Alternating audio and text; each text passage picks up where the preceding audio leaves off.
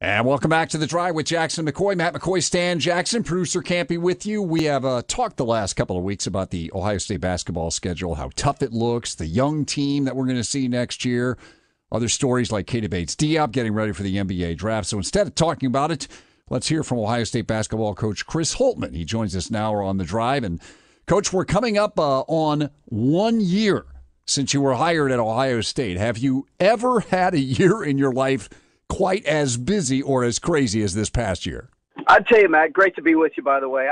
I don't think so. You know, I think my first year at Butler, given the circumstances, was unique, getting the job when I got it, which was really in kind of October on an interim basis. But, you know, we were still moved. We were moved at that point. We had been in Indianapolis for a year, so we were established as a family. You know, we didn't have to change schools, and I think this year, starting with early June when we took the job and living in a hotel for upwards of 2.5 months, was probably as busy as anything we've seen. Well, I know you were forced to hit the ground running last year, then into the season. I'm sure it has slowed down a little bit now. You've been here almost a year, but have you and your family had a chance to get fully adjusted to Columbus yet? Yeah, we have. It's been, the people of Columbus, really the city and the state, have been tremendous, that we've got a chance to kind of get to know and spend some time with. And, you know, we have not done a whole lot of that right now. We've really, we found a couple restaurants we like, and we found a church, and outside of that, it's, we're still learning a lot about the city and learning a lot about kind of the local spots. So I think, we'll continue throughout the summer to enjoy getting to know Columbus. Well, as you're learning about the city, you're about to learn a lot about your new team. I'm sure you're somewhat familiar, but your freshmen, Dwayne Washington, Justin Arns, Jaden Ledee, Luther Muhammad, they're going to be arriving in the next couple of weeks. You've added Keyshawn Woods, the grad transfer from Wake Forest. These summer months, when these new guys get together with the returning players, what's important? What's the priority for this team over the summer as it develops? I think time together as much as anything, the opportunity for guys to get to know each other, to build strong, kind of deep relationships as teammates, and us as coaches getting to know them. I think the summer will be important for that. I think the trip to Spain will get a feel for our guys, both in the practices and in the games. I think all that is just going to be really, really important. It's kind of what you want in the summer. Some guys need to get maybe a little bit healthy if they're banged up. Some guys need to really improve in specific areas, whether it's conditioning or fitness or skill-wise. So these next few months are going to be really important for that. Well, the team that you have that has to blend as much as this one does, how important is that trip to Spain this summer? How valuable can it be getting you guys ready for the season? Well, it's important.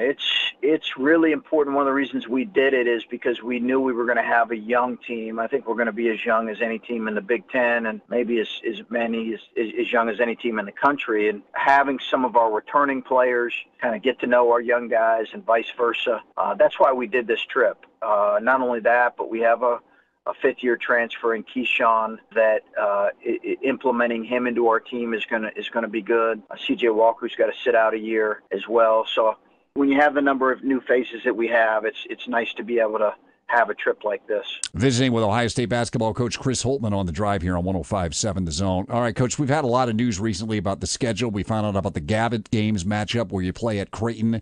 We know you're starting this season with that new series against Cincinnati, and you're on the road there. You got the CBS Challenge matchup. This year it's UCLA. Plus, first time you've had a 20-game Big Ten schedule, which is going to make things tough. And we don't know, or at least I don't know, who your opponent in the Big Ten ACC Challenge is yet. That makes for a difficult schedule, which I know you like, but you have a very young team. How do you balance having a tough schedule versus one that, I don't know, helps a team like this develop towards the conference season? Yeah, good question and important question. By the way, I don't know the ACC Challenge opponent either, so if you hear, let me know, all right? Well, I was wondering, too, because you have all those other games on the road, and last year you played Clemson here. I was like, oh, my, holy smokes, are they going to have to play on the road in that one, too? I do think we're home because that's I think good. we try to balance it. We try to balance it with the Gavitt games where we're, the Big East team, we're on the road versus ACC at home, so that'll be nice. We'll have a quality home opponent. We'll have multiple quality home non-conference opponents, but certainly one from the ACC. And it sounds like, from every indication I've gotten, that's going to be another kind of tournament team and challenging opponent. Right. Matt, I tell you, you're always questioning yourself when you put a schedule together.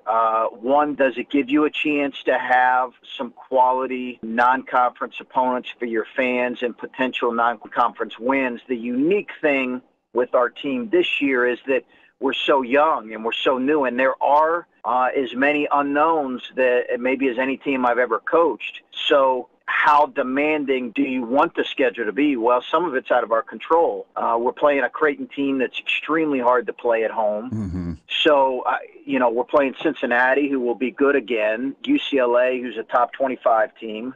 So, yeah, I think all those things present a lot of challenges, and time will tell if it was too much for a young team. On balance, though, all things being equal, you prefer a more challenging schedule? Is that right? I do. If you're gonna ask me, hey, would you, and some people look and they say, well, you're playing, these guys, and that, how is that challenging? Well, first of all, everybody's good in college basketball, and the reality is you can't play UCLA and Creighton and Cincinnati in every game in your non-conference. That's not feasible. So, but I do like playing a challenging non-conference. I don't know that I've coached a team that's kind of this young and inexperienced, so that's going to be a challenge with who we have on our schedule, particularly when you're playing in the first 2 weeks of the season, 2 road contests at 2 incredible venues at Cincinnati and at Creighton. Well, with the schedule you have, I'm sure you wish you had more veterans like Keita Bates-Diop, but he's getting ready for the NBA draft. I know, in fact, today he's got a workout with Utah. You were at the NBA Combine last week with him. What kind of feedback were you getting about Keita? Good, Matt. I think overall, I think he's really projecting well. I think teams like him. It only takes one, as you know, and I think he's got a lot of teams that feel good about him. Time will tell on where exactly he lands, but a lot of projections have been within the first round, and I'm just super excited for he and his family, and I think he's going to make an organization he's going to be a really good player for organization. Well, some of the things I read about Keita at the Combine was that he helped himself without even practicing. When they did the measurements and saw how long that he was, 7'3" was his wingspan or something like that. It was the longest of the shooting guards or the small forwards. From a coaching perspective, with a guy like Keita, were you able to do things this year with the team offensively and defensively because of that length that you're just not going to be able to do or couldn't do without him? Yeah, I think it impacts the game in so many ways, offensively and defensively, when you have a guy that moves like he does and a wingspan at 7'3". It's just a tremendous asset. And that's the reason he's a pro, because of his skill set and his God-given length. He gets to balls that no one else can get to. Both Wessons also have a really good wingspan. Moose has good wingspan for a perimeter, but the package that he is with Keita's ability to move and his ability to get his shot off because of his length is just a tremendous package. All right, before I let you go, I got to ask you about LeBron. We got Game 5 of the East Finals coming up tonight right here on The Zone. When you watch LeBron James and the Cavs, as a coach, what most impresses you about LeBron James? And I know there's a long list of things, but from your perspective, what amazes you most about this guy? Yeah, I think a couple things, Matt. I think, one, the way he has maintained his athleticism and his body at the age of 33 and the miles that he's put on his body given when he was a pro is phenomenal. It's incredible. It's phenomenal. I think that the second thing is he is a tremendous, he sees things before they happen. And his understanding of the game, his IQ it's been well documented. But trust me, when I talk to guys who have coached against him, one of the things they mention first is that LeBron will call out actions that they're running more than any other player in the league. As he's coaching up his teammates defensively, he'll call out the actions that are coming. And I think when you see a player do that, it's incredibly impressive.